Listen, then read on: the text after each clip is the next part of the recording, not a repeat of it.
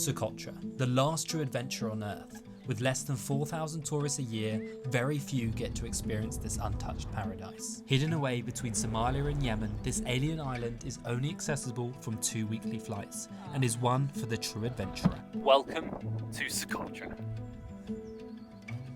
Good morning from one of the most unique forests on planet Earth. We are surrounded right now by thousands of these dragon blood trees, only found here in Socotra. In about 30 minutes time, we're going to be leaving the forest and heading down the mountain to some of the other locations on the island. Everything you see here is going to be packed up, put in our 4x4s, and then we're going to be going down the mountain. Right, let's go guys. We've got a lot of exploring to do today. Hanny, are you ready for our long drive today? Yeah? It's our #1 driver. Okay. It's quite the experience coming down this mountain. There's rocks everywhere. This is proper off-roading. You could definitely not get here in a usual car. We've come a long way down the mountain now, right into the canyon. And as you can see here, we've just come across a wadi. It's not very deep at the moment, but there's a lot of rocks. Oh, here we go. So if you don't know what a wadi is, basically it's like a river canyon which often dries up in the very dry season. So right now there's not loads of water. Apparently down here there's a little bit more. We can go for a little swim.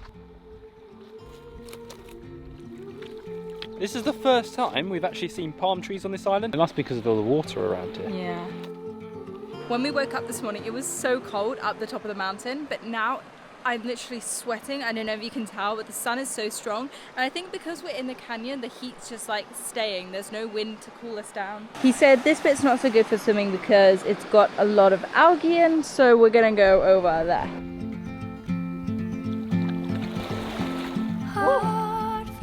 A little bit chilly. Woo.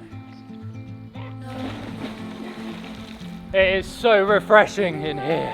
It's an oasis of paradise. We don't have lots of time here, so we're going to dry off and head back to the car because we've got a lot to cover today.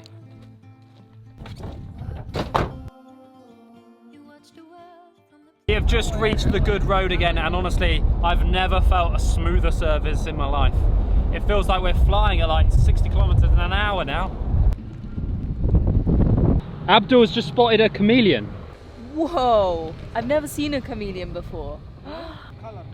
He's currently the colour of the road, and if he goes into the green, he'll turn green. Oh my gosh. Amelia, you're being really brave. He doesn't want to go on me. No problem. Amelia, you are a brave girl. Your mum will be very, very impressed. She's trying to climb your hair though. Okay. Is it tickling? Can he change any colour or just certain? Any colour? Any color. What? Green, white. So here in Socotra, 90% of all the reptiles you find are actually only endemic to this island, so you won't find them anywhere else. Chameleon. It's an endemic chameleon? I actually can't believe that they change colour and can adapt to any colour that's surrounding them. How crazy is that exists in nature? Back on the road we go! Driving along the empty roads, the mountains flatten to vast empty lands. We reach the southern coast, one of the least populated parts of the island.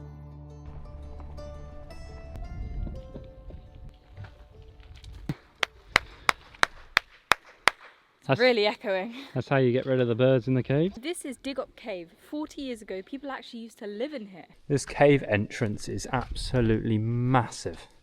You could fit a whole town in here, couldn't you? The reason people were living here just 40 years ago is because of the big monsoon. Every day in July and August, it's raining up in the mountains, in the plateau. They come here to shelter from the rain. And it's a massive cave, so it almost feels like you've got a massive house. Wow, we have just seen our first camp. Hello! Wow!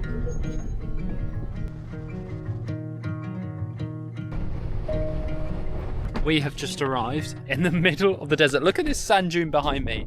And this is where we are going to be camping tonight. The amazing team have got here before us and have set up our entire camp, including our seating area where we have our freshly made lunch. And just keep in mind that they don't grow fruit and veg on this island, but they have provided us with so much, and they've obviously had to import this, so we are very grateful for this. In this one, it looks like we have fresh fish. The fish here is honestly so good. I think it's caught really locally. There's only a few things that actually export from Socotra, and one of those things is the fish. I'm stuffed after all that food. Literally every meal we've had here with Traveling Socotra has been unreal. It's got to about 4 o'clock and the sun sets so early here. So we're gonna head out onto the big dunes over here, have a little watch of the sunset. If you've ever climbed a sand dune before, you know it's not flipping easy. Oh, here we go, a bit more sun in our face now. When I put the drone up earlier, you could see just how far these dunes just go on. Look how cool the camp looks behind me. It literally looks like we're in the middle of nowhere, and we basically are. Let's sit down and enjoy this beautiful sunset.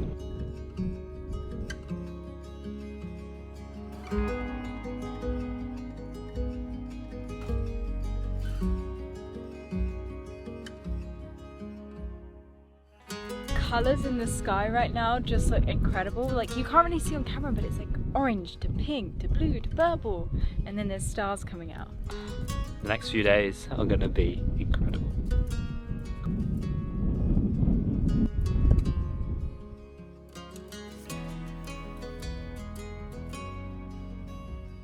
What a beautiful morning. We've got a bit of colour in the sky. There's a camel behind me, and we're just woken up in the middle of nowhere.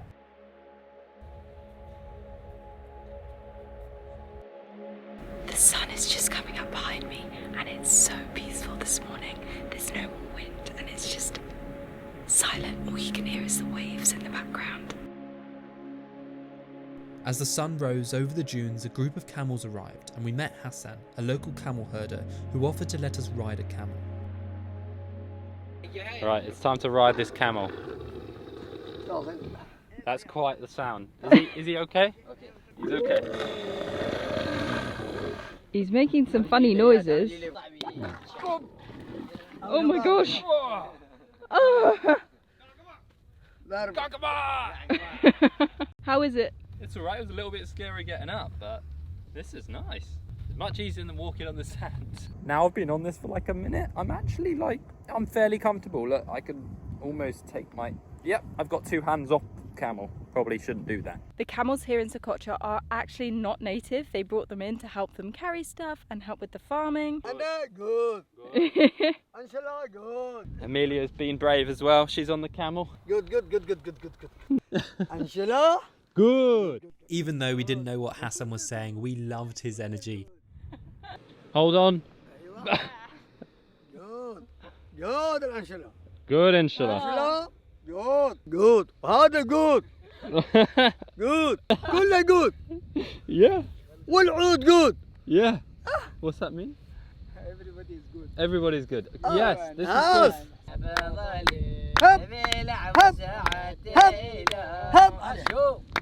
Go. good. Go. Once again, the team has packed up all the tents, and now we're heading back in the 4x4 and heading on to our next location.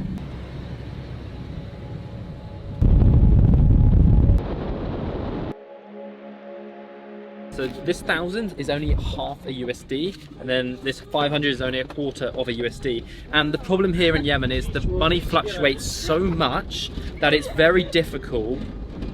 Whoa!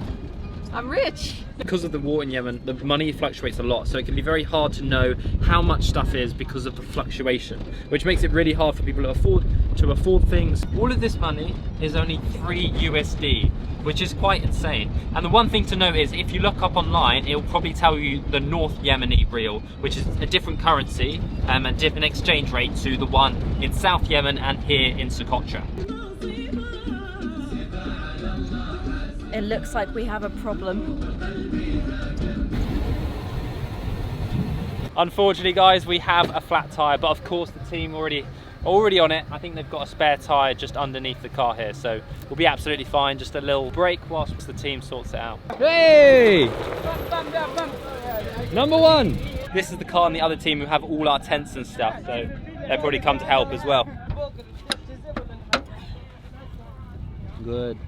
Flat tyres are common in Socotra with the rough roads, usually getting one a week, but it can be as many as 4. And we're all sorted now. I think that must have only taken 10 minutes, which is so fast. Joel and I were just saying it would have taken us probably 3 hours to change that tyre. Yalla yalla. Yalla, yalla, yalla, yalla. This one's a little bit of a tough road. It's definitely an adventure out here on one of the most isolated parts of the island. We have just arrived at the canyon. So Eamon, our local guide, here, he's going to take us down to the White Canyon. I think it's about 30 minutes until we get down. The water looks so blue. It looks incredible. What? Nope, I nearly fell. All good. It feels like we have just arrived on another planet once again. This looks like a moonscape. Suddenly, like the whole canyon is just white. Why is it so white? The flooding water kind of washes it. Oh, okay. Time to get in the water. I am sweating so much from that walk. It is really hot in this canyon. And the water looks so refreshing right now. Crystal. Like, how is it that clear right now? Probably, I'm guessing because it's come from the mountains. Yeah, I think it's just fresh water. That is refreshing. Oh, that's nice actually. This spot is quite famous because a lot of people like jump off the White Cliffs. So of course, I think we're gonna give it a go. Just climbing through this moonscape. This must be the most alien place on planet Earth.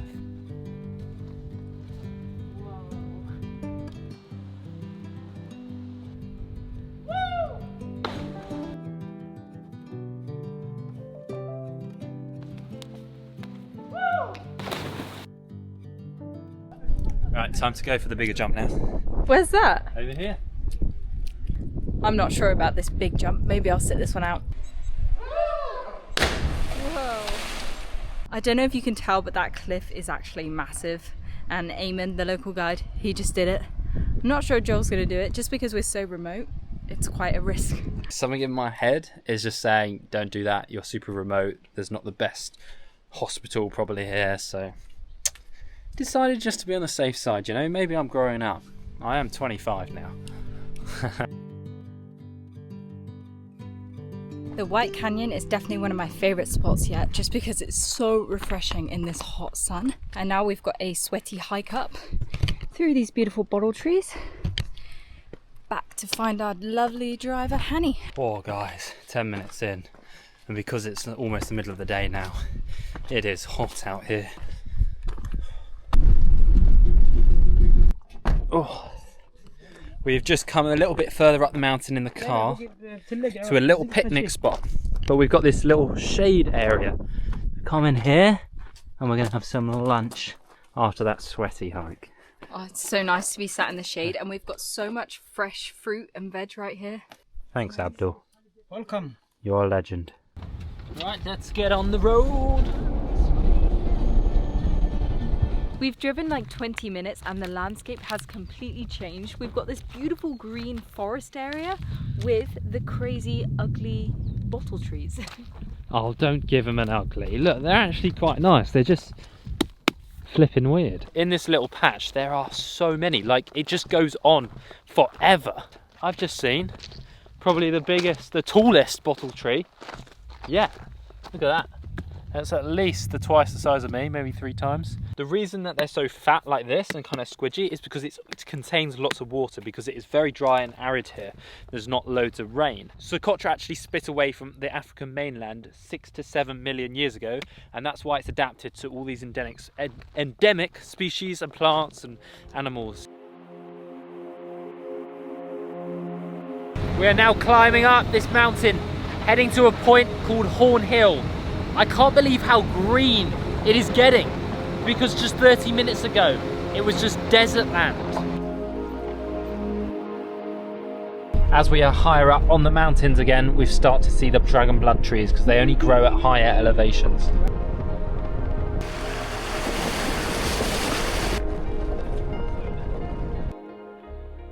We've just started this hike and we're going to a spot which is less visited than some of the other spots like the White Canyon. Now we're actually 400 meters up and you can feel the difference in the air temperature. It's a bit chillier up here, but so much nicer to hike in. I almost missed them because I haven't seen them in over 24 hours, but we've got the dragon blood trees again. So the dragon blood trees you don't see quite as much until you go into the mountains because they're usually growing around 400 and above in sea level, whereas the bottle trees, they grow a little bit closer to sea level. Why is it called Horn Hill? Hom Hill. Hom Hill. In Socotra, Hom Hill. Hom Hill, which everything comes carrying here because before no cars, no. Everybody comes from the north, carrying food up and the everything mountain and date up here to the village in the mountain. Abdul just said that this area is like a natural botanical garden. You've got most of the endemic plants which are found here in Socotra. We have just arrived at Hom Hill Infinity Pool. Some locals just turned up from Hannibal in Socotra, like the capital city, and they said they've never been here before, so it's their first time as well. I'm gonna go in this infinity pool. It does feel a little bit cold, but just gotta go for it, you know?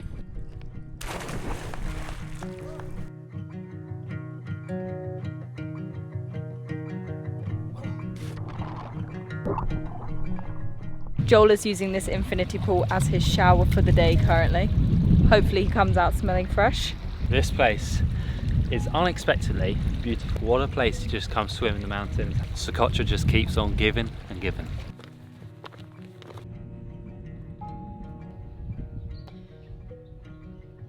And we have reached the car.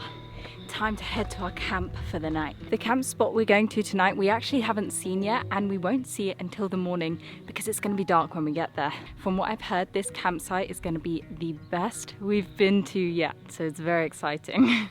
Arriving back at the car, we were invited to share tea with the locals we had met at the infinity pool. Sharing is an important part of the culture here in Socotra, and everyone has made us feel so welcome here. The sun is about to set in the distance as we end another incredible day here in Socotra.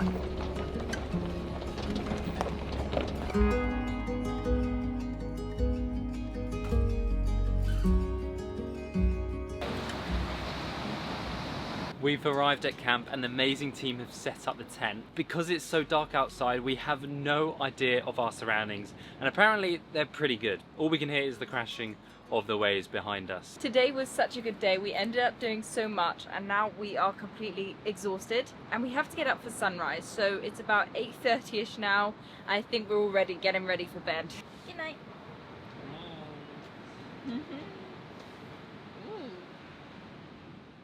Whilst we sleep, if you did miss part 1 of our time here in Socotra, then I'll leave a link to it in the description. And whilst you're there, why don't you subscribe?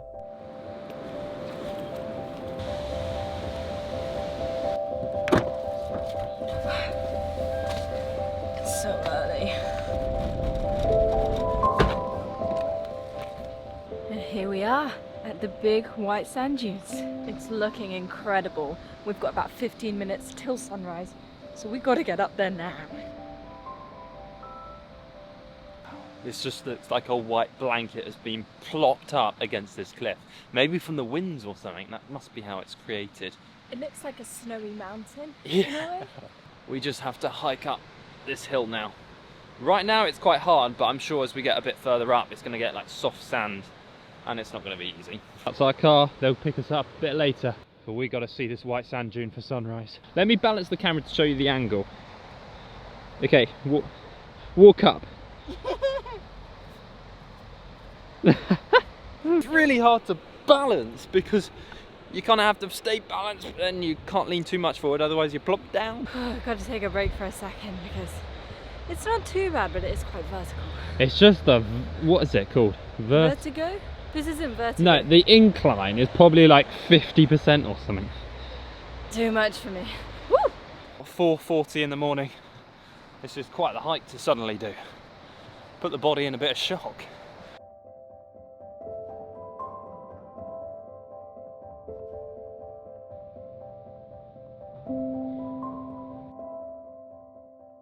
There is a few people dotted around. Most of the time we've had this place pretty empty. Maybe 1 or 2 people some places, but this is a little bit more busy, but because it's such an expansive area, you can easily escape people still. Wow, I think we're gonna have a good sunrise. starting to look incredible. These sand dunes are so tall and they just seem to keep on going. Like, once you think you're at the top, there's like a plateau and then you keep on going up. Absolutely insane.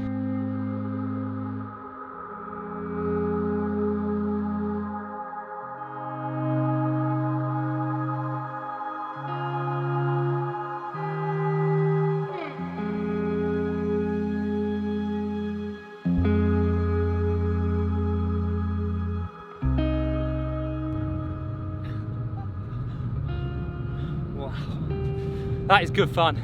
It takes like 20 minutes to get up here, but to get down it's like 2.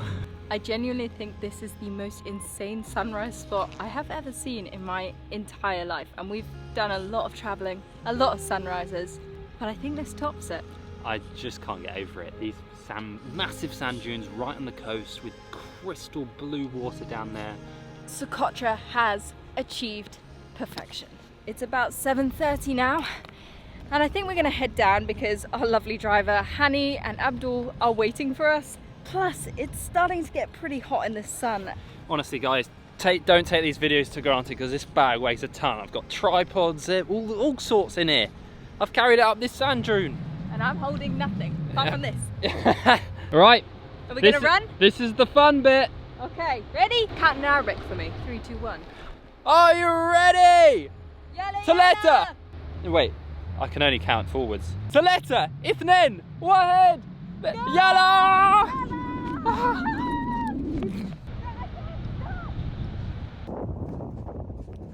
Wow, this bit's so squishy. I think Socotra might be my favourite place on planet Earth. Oh, on top for sure. On top, incredible. We have just arrived back at camp and look at the huge white sand dune behind us. We couldn't even see it when we arrived here yesterday. And the best thing is, we're literally about 10 meters away from the sea where we camped last night. So, we are on to another location. We've got to drive about an hour down the road back where we came the other day, and we're going to be going to this beautiful spot. So we're doing something different today. I don't think I've ever seen sand that white before. It's piercing in the eye because it is so white.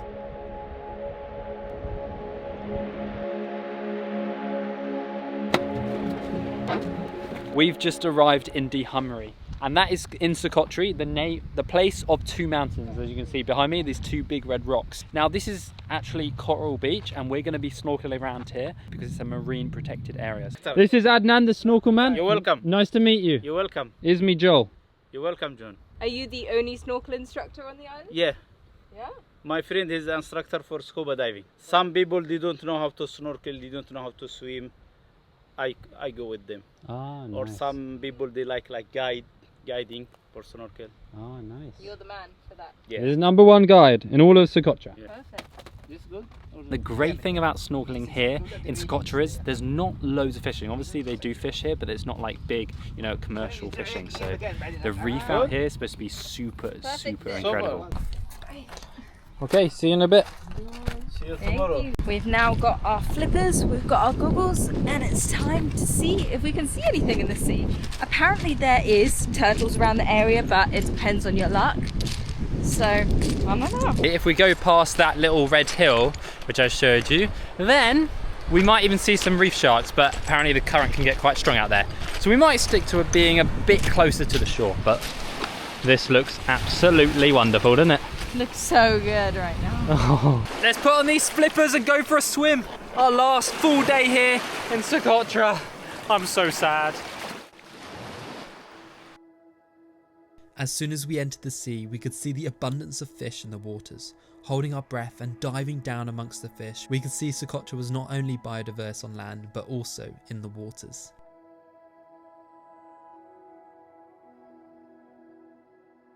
Snorkeling just round the reef, we saw so many big fish, bigger than I've ever seen before, like genuinely so many, like this big and even bigger. We saw parrotfish, pufferfish, some other fish that I don't know the name of. It's definitely worth coming to this spot if you're coming to Socotra, as there's so many fish everywhere. And apparently you can actually do diving here because there's a dive master, and there's chances of seeing sharks, potentially manta rays in certain season, and also whale sharks in certain seasons as well. North of Yemen. North of Yemen. The north in this. Adnan was so kind and just gave us 100 Yemenis reel. Look at the Socotra, the dragon blood tree on the back of the note. I'm going to keep this as my souvenir here in Socotra. That is amazing. Thank you so much, Adnan. Yalla, bye my friend, have a good time. Bye. Thank you. Assalam. As we drove back along the north coast of the island, we spotted something in the water next to a fishing village. From the drone, you could see a huge pod of dolphins playing in the shallows. The island is home to so many dolphins that we managed to see them 3 times within our trip. Everyone behind me is very excited about Joel flying the drone, including a little boy who's just stood over there with Joel. I think this might have been the first time they've seen a drone before. After the excitement, we introduced ourselves to the fishermen. They had a large catch of yellowfin tuna, which they export to Yemen and the UAE, but we also spotted something unexpected. You might have seen the shark that they caught, and apparently they don't purposefully fish for the sharks, they fish for the tuna, but they just happen to catch a shark, which, I mean, to us is very sad, but to them, that's just how they live. That's how they make money. They make a lot of money from catching the sharks.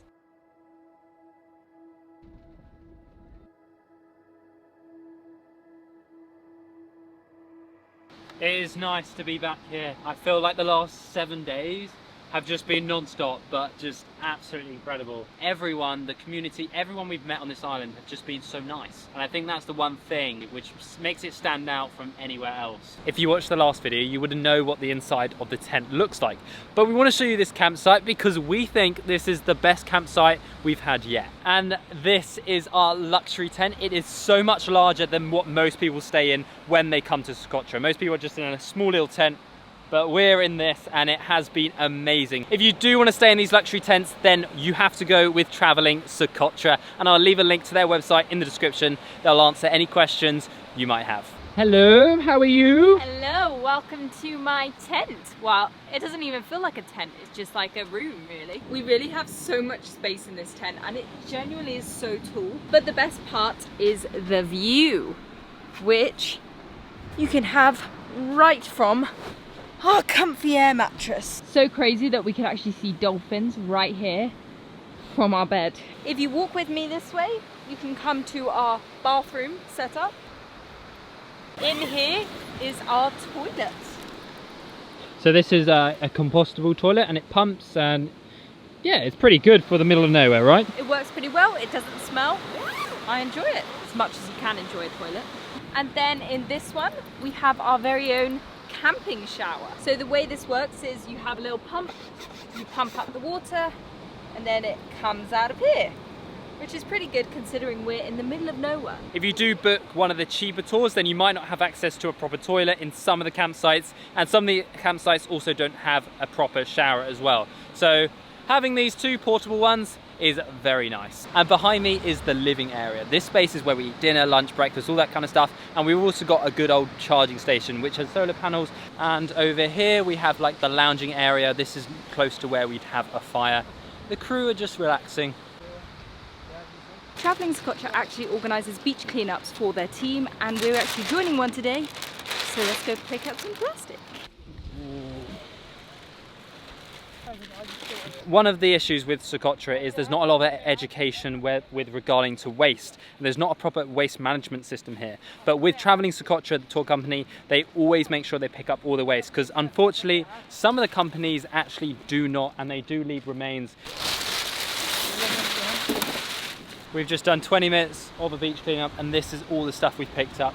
Thanks to Traveling Socotra, they're going to send it back to Yemen so it gets off the island. 20 bag. Amazing. Thank you. Hold on.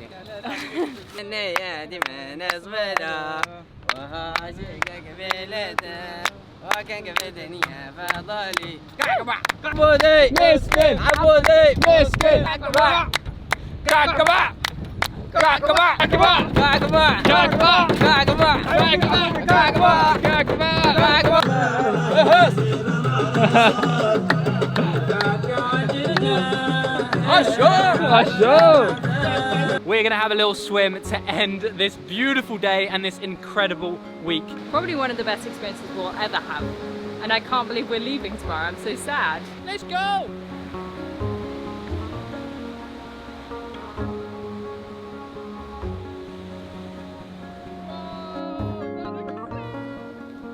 This is so cool. The water's actually so warm at the moment. It just feels like a nice bath. The perfect way to end our trip.